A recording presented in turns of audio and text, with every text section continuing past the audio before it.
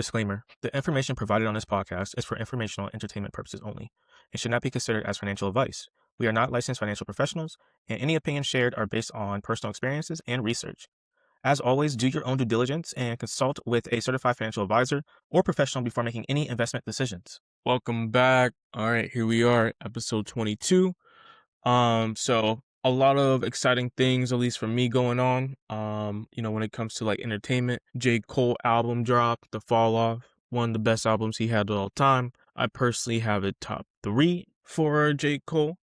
Got the All-Star weekend. That was trash, but we did get a really good All-Star game, which I'll go over here, and what NBA should do for tanking. That's what we're going to do for the intro, but the episode is going to be around forgiving yourself for past money mistakes, because a lot of times what I see when I'm, watching these videos, doing my research, watching some, entrepreneurs or watching those who actually hit those goals, one thing they say is, I wish I would have started sooner. I wish I would have done this differently. I wish I would have done that differently.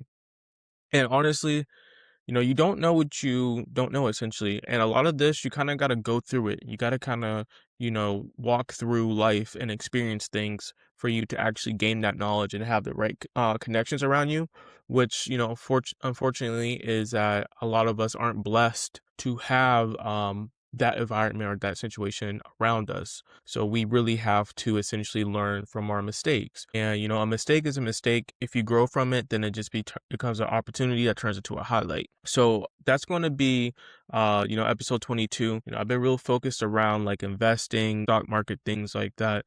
But I wanted to get more into like the psychological aspect of this when it comes to money, understanding that not only do you need to have discipline and have good habits, but you also have to be mentally there, whether that's spiritually, whether that's you going through whatever down or lows that you're going through, trying to stick with it, or essentially just how to handle the ups, because a lot of times people get too ahead of themselves. People can get, money changes people, that is a thing. So just understanding your humble beginnings, where you came from, and, how you got there and how you can pass that information for the next person to get there. So we're going to start off with the intro. Like I said, we're going to start off with J. Cole's new album, The Fall Off. Now, for me personally, I have it number 2 all time for J. Cole's albums. Forest Hills Drive to me is always going to be his goated album. Like, this might be his last album, but even if it is or isn't, I don't see J. Cole topping that project. Like, we got Too Many Gems. Like, that's an instant classic right there. Now, I do have The Fall Off as second. And my top songs from the album was 2-6, Poor Thing, the Let Out, Bombs in the Ville, Hit the Gas, Lonely at the Top, Only for You, Man Above. Like, I know a lot of people said, well, the album's too long, too many songs, not enough like upbeat to it, but man, like, Cole showed you everything he's about in this album. And if this is his last album, I don't care how many songs is on the album, honestly, because most of the album was fire. Like, I'm not even gonna lie. Like, I thought most of the album was actually really, really good. It's just not topping Forest Hill Drive, but that's okay. It doesn't need the top Forest Hill Drive, but it's still one of the best albums he's dropped. One of the best albums in recent years, that's for sure. So, and the fact that he's going, on his trunk tour with his old Honda Civic, selling the CDs out the back for $1, I think that's actually pretty dope. And that just speaks to who Cole is. And I feel like Cole gets a lot of slack because he's not that stereotypical hip hop rapper. Like, Cole just going to be true to himself no matter what. And that's what I really respect about him the most. So I think the album is a great album. I've been listening to it ever since it came out. I'm going to keep listening to it. And I have all those songs I just listed in my favorites already because, like I said, I'm a huge Cole fan, but I just think, this project just reminded you of, what Cole's really about. Moving on to All-Star Weekend. The weekend itself was actually kind of trash. I'm not going to lie. The All-Star, you had Dame Lillard. He came back off Achilles and won the 3-point contest, which, I mean, I'm a huge Dame fan, so shout out to Dame. Dunk contest this week. Just overall, like, they got to do something. They got to mix it up with something. Like, I don't know what it is. I seen, the WNBA players having 1v1 tournaments. I'm not mad at it, but when it comes to 1v1, it's a little different for me. Like, to me, I rather you have spots. So essentially, you check up, at the top, you check up at the wing, free throw extended, and you only get 3 to 5 dribbles, like however you want to make those rules. Like that to me is a true one-on-one game. Because if you just check ball, you got you got a shot clock, 15 seconds, whatever. Like that's so many dribbles. Like they in the NBA, these are pro players. Like they're getting those off. They get into the bucket 9 times out of 10 if you give them that much freedom. So I would like to see more of like they do go one-on-one style, go more into like, check ball up here, 3 dribbles, use your best move. Show the world that. Like to me, that is what I think would be really entertaining to see. Scrap the dunk contest unless you bring in dunkers who actually compete year around the world in dunk contests. Like, you don't need to have the superstars participate in the dunk contest. You just need to have people who are really good at dunking in dunk contests. And there's a lot of people who are actually really good at dunking the ball that aren't in the NBA, that's not affiliated with any pros. So I think, kind of introducing them to showcase like their creativity, like I think that would probably be best for All-Star Weekend if they were going to continue doing with the dunk contest. But now All-Star Weekend's over. Teams get the rest. I think games start back up Thursday, I believe. Which I always love the second half of the season because as we get closer to the playoffs, every game starts to get more important and teams start to play harder. Like, and that's what I love about the NBA from now until the end of playoffs is you'll really start seeing these teams push for seeding.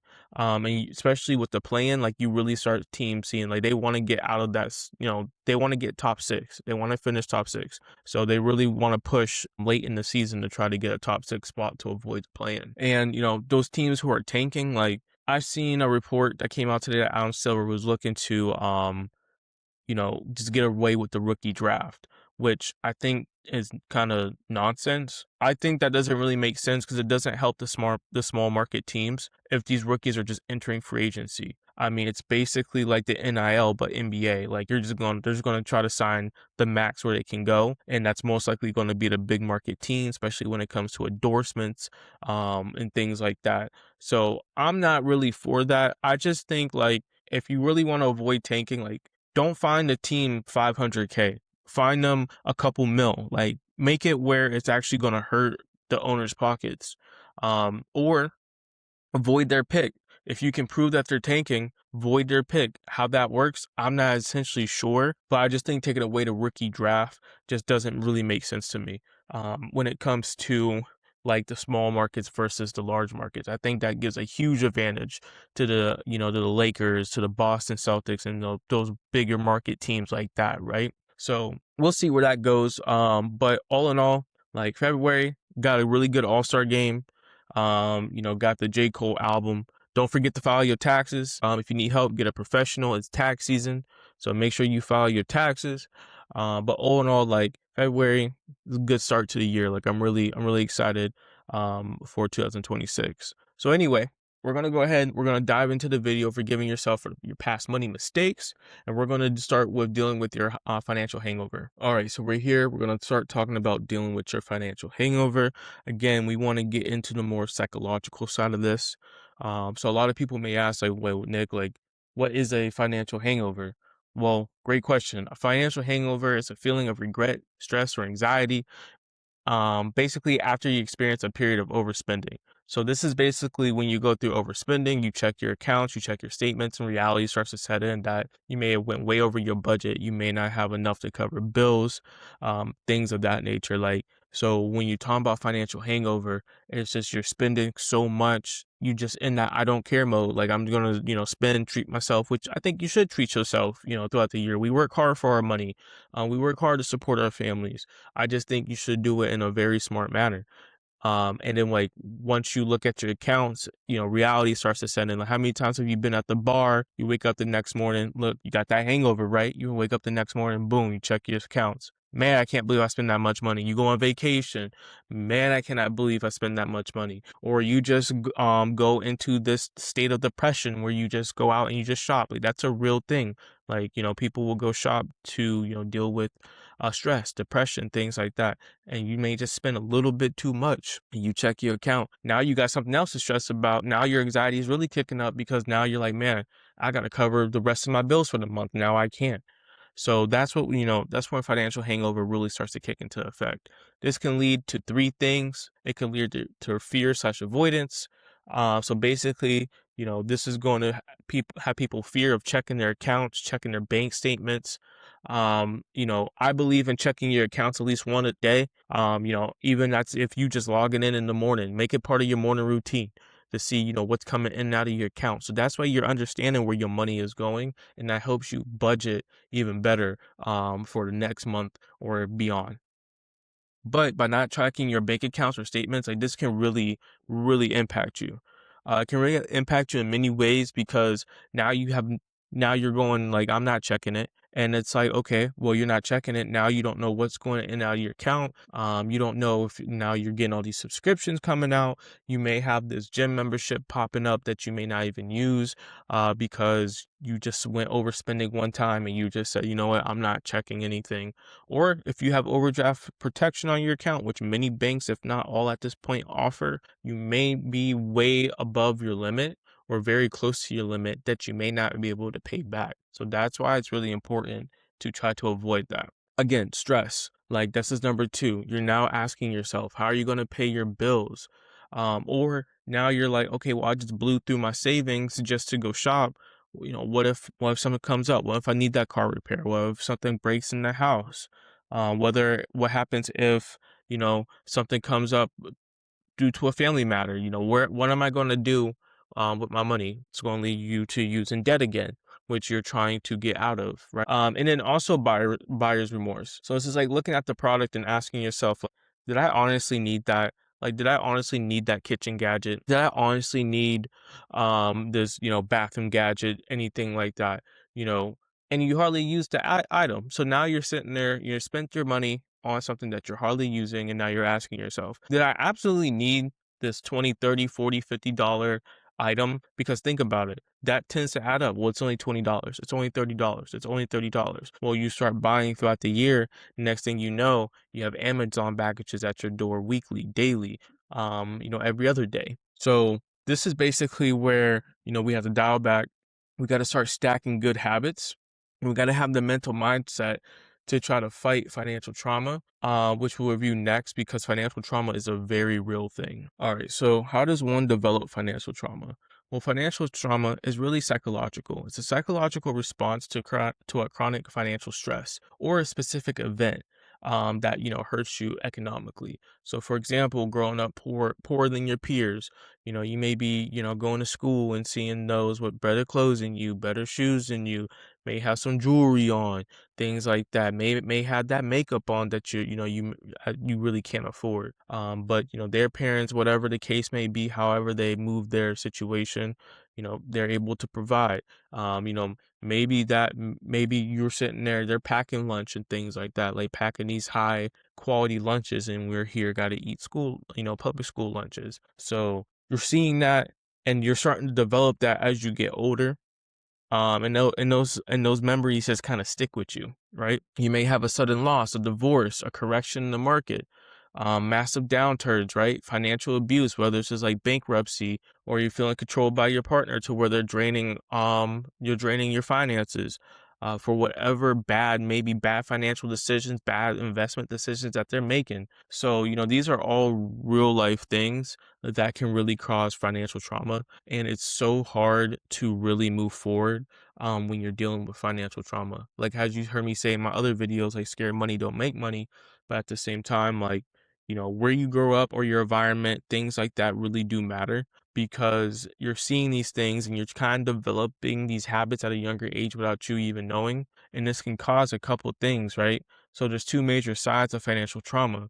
Someone that avoids it with all, truth, or someone who's overprotective. Both can really impact your future gains. So like, for example, you may have an avoider. Well, what's an avoider? Again, this is someone who doesn't check statements or accounts regularly, gets angry or uncomfortable when the money topic even just comes up. Like you can just mention money and now they're kind of really on edge or get really defensive. Impulse buying to cope with stress. Again, like I said earlier in the video, like this is a real life thing that people do and it drowns them in the debt more and more and more. Or winging it, never have a plan. Like you should always have a plan. If you follow this podcast through in and out, you hear me say, have a plan, have a plan, have a plan. Like you should always have a plan for your next step, for what you're currently doing, always have that budget in place, right? So now, or you can be the controller. Being frugal isn't really as beneficial as people think. There needs to be a healthy balance between saving, investing, and living your life, spending time with your loved ones. It's like being frugal because now you grew up without money, and let's just say now you have money. And like, oh, I don't want to invest that. I don't want to say, I want to save as much as I can. I want to keep as much as I can, which you're kind of having money for the wrong reason. Like the point of having money is to save, invest, go live your life, and then give back to others. Like that is a real point once you get to the abundance of wealth. So like being a controller and being frugal may sound good, but in all honesty, it's actually hurting people in negative ways more than you actually think. So like put it this way, so building your emergency savings and then looking at other ways to generate money while making sure you treat yourself to your hard work and discipline goes a long way. Like this is what I'm saying when I'm talking about, finding that balance, which is why a budget is so important. I don't want to lose it all mindset. As I said, scare money, don't make no money. With that being said, you want to make sure you're doing your research and doing your due diligence before putting your money into really any investment vehicle, right? Whether that's a high yield savings, like you still want to learn the APY on that. You still want to learn what risk, if there's any risk on that, who offers the best. If you're investing into, the stock market, what does that look like? Are you, me, I'm gonna say index ETFs, right? So I'm gonna say build those. Um, or it's like Bitcoin. I just dropped a video about Bitcoin, and that's like, well, okay, that's very volatile. Maybe being starting out, just trying to, get positions in, maybe that's not the right investment for me at this moment. Maybe I don't, because then if that takes up a bunch of your portfolio, again, like I said, that can really eat away at it. Like I'm a big believer of having it, but just a kind of small part of it, just to due to how volatile Bitcoin is or crypto is in general. Also, being a controller is guilty feeling for spending money on treating yourself and on items that you really don't need. I know I said in the video earlier, like there's a lot of people who overspend for items they don't need, but then the controller, the person who's, frugal, they don't really spend at all.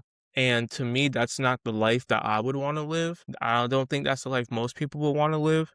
The whole point, like I said, of building abundance is to save, invest, make sure that you can take care of your family and your responsibilities, and then give back to others and your community. So I'm gonna go over how, I was essentially able to forgive myself. Not saying I'm perfect. I don't think anyone's really perfect, but overall, like understanding that what I had to do to kind of get over that hump in order for me to start stacking these good habits, because I just read the book Atomic Habits, and one thing that James Clear mentioned was, it's not just stacking habits, right? Good habits compound over time into something greater. And that really stuck home with me because I'm like, okay, well, I know I'm building a foundation now. It's just a waiting game. I just have to wait my turn. I just got to wait for my time.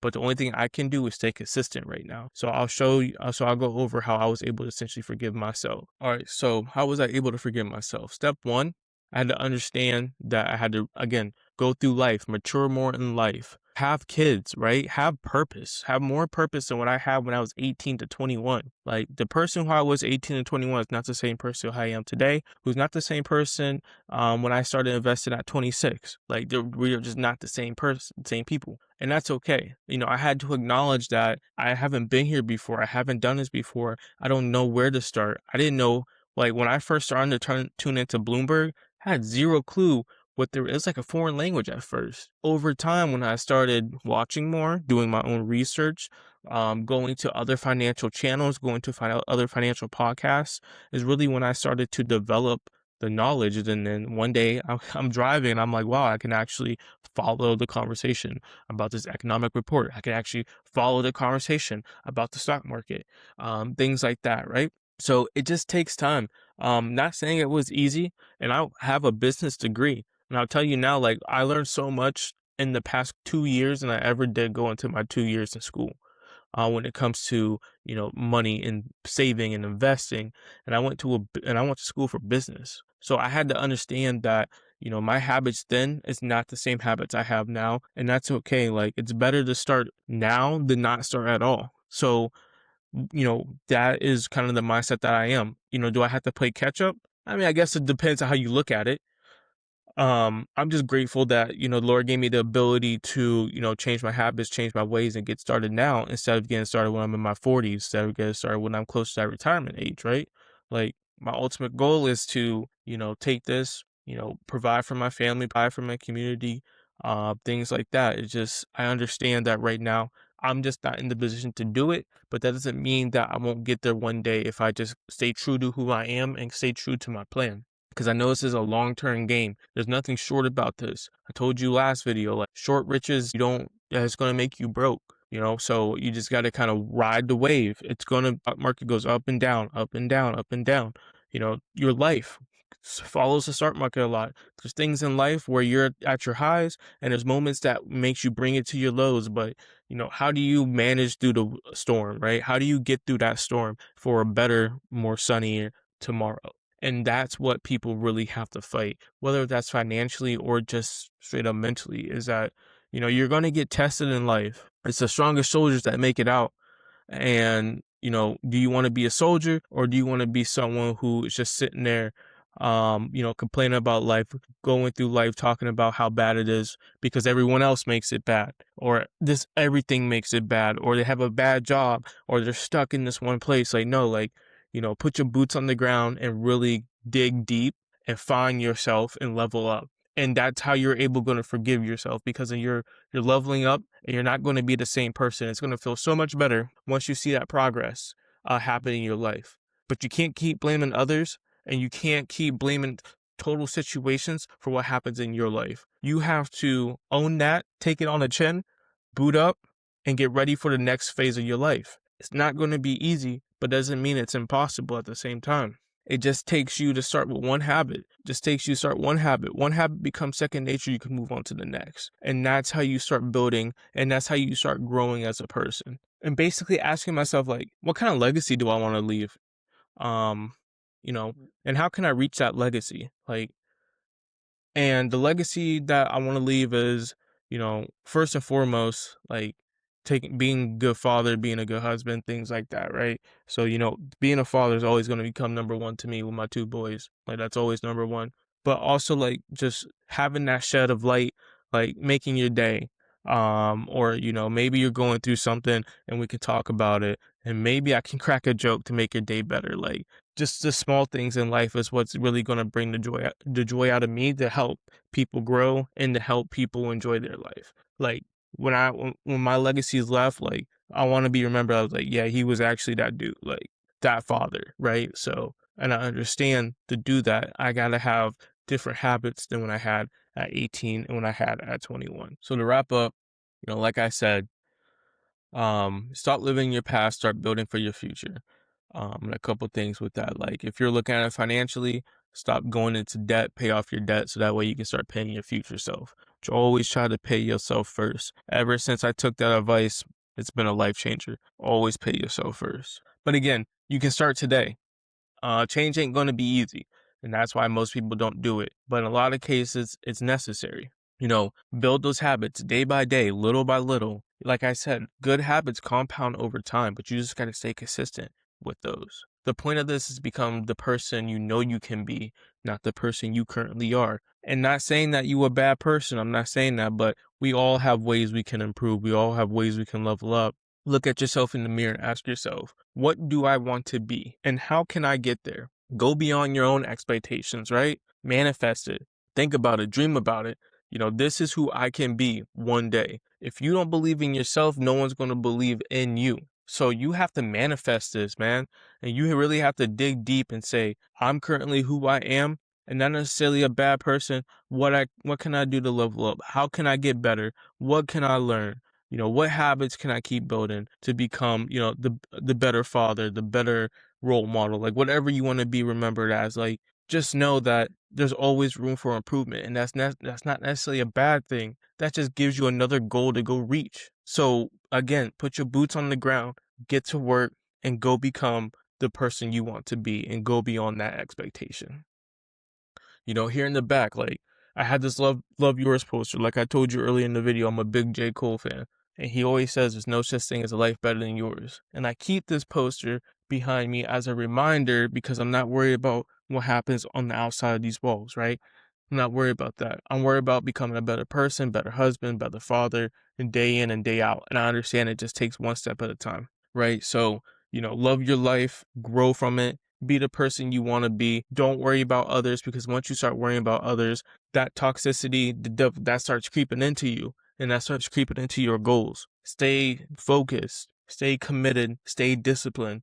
And I promise you, give it about 3 to 5 years and your whole life is going to be a 180 in a positive way. So none of this is really, possible until you learn how to accept your past, accept your failures, understand that a bunch of entrepreneurs, a bunch of rich people, a bunch of people who are mentally strong, like they had to go through certain pieces of life to become who they are. And it's not always sunshine and rainbows. Now, I'm not talking about like when people think about money, they think about things like that. They think about, oh, well, they're evil.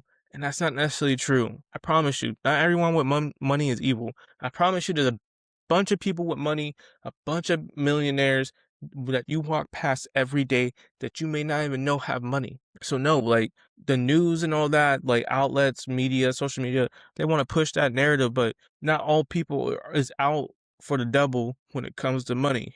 Um, you know, People want to make true change. People really do want to help their communities and help in certain ways. And that comes with money. I'm sorry to break it to you. Without money, it's not possible. So, again, accept your past and move on from it. This is who I was. I'm going to be a better person.